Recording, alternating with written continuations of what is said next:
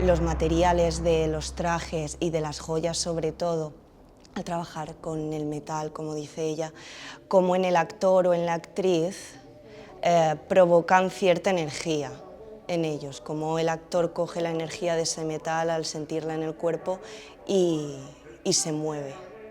Lo acoplan y lo sienten y lo hacen suyo. Por tanto, con el color es tan importante que es primero mejor trabajar la silueta en blanco y negro, y ahí está la justificación de este trabajo de aquí, y luego añadir el color, ¿vale? Y por tanto son dos cosas que mentalmente puedes irse trabajando el color por un lado y la silueta por otro. Y para mí, en cambio, es algo como una joya súper grande y a la vez súper ligera.